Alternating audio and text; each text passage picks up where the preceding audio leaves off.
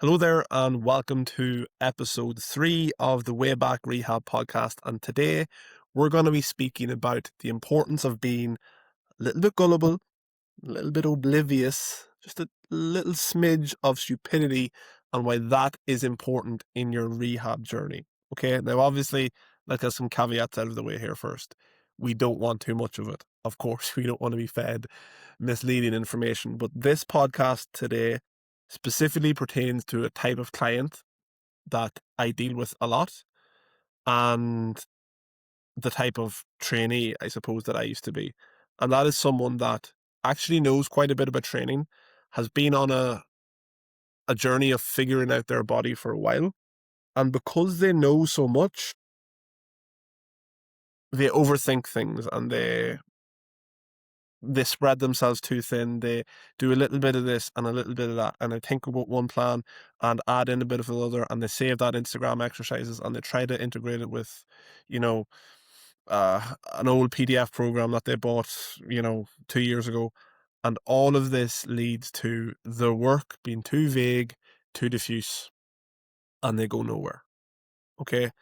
Whereas now this is based on the caveat that if you're kind of being pointed in the right direction with your rehab plan, if you're just someone who gets on with it, you don't know that much about the body, but you know how to do the exercises to a decent level, and you're going to work hard and you're going to do it, you're not going to overthink it, and you do things to the letter, that's going to get you results. Because a lot of what is the case with rehabilitation and good training is this sense that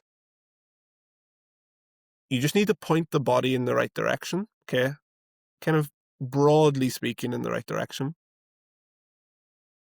and do the work, and the body will say, okay, I get what you want me to do. I'll take it from here. And it adapts and recovers. And yes, maybe there's things that could be improved, or your oblique sling or fascial sequencing could be better. Of course, there could always be things that could be better, but the body doesn't need perfect inputs. The body is really good at saying, okay, I understand what needs to happen and it will recover. Okay. It's a very, very adaptable organism. And oftentimes the need for perfection, or human desire for perfection, is not reflective of the body's ability to make do with good enough. And I can tell you this from experience as a bona fide program tinkerer in my own training, as someone who likes programming for clients, as someone who changes programming frequently for clients when I feel that they need it. There is no perfect program. There is no, you know, perfect synchronicity or coherence between every single aspect of your physical training. There is always an opportunity cost. There are always things that will be missed out on. Okay, the canvas of your physicality is too broad for you to cover with, the brushstrokes of your rehab. Okay, there will always be a bit of blank space, and that's okay. You're not meant to solve everything all at once. And especially if, let's say you have a race coming up, okay, let's say you're a runner and you are dealing with, let's say, an ankle or lower limb issue, okay?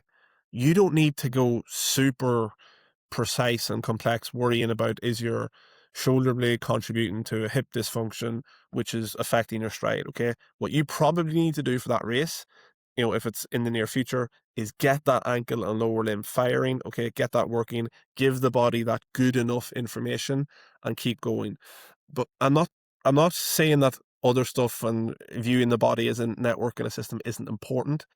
It's just that you really have to be sure that if you go down that rabbit hole, that you are doing the right thing. And as a coach in this space, the actual number of coaches in the world who can truly, truly identify a root cause and say, this is exactly what is wrong with you, and I can untangle your specific web of cause and effect, and I know all of the biomechanical sequences in your body that are leading to X issue.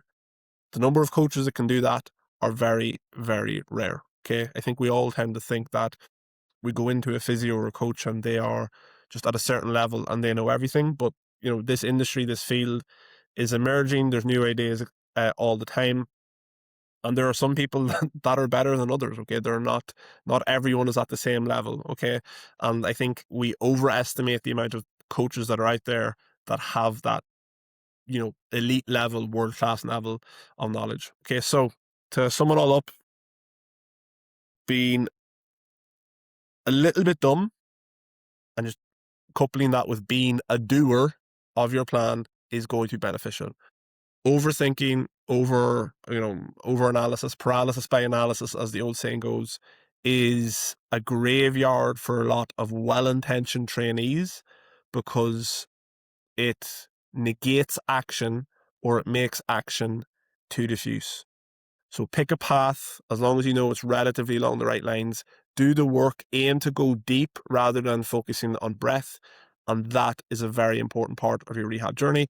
And that is episode 3. I enjoyed recording that. So a really important topic for me that isn't really covered enough in the world of rehabilitation. And yeah, see you all soon for episode 4.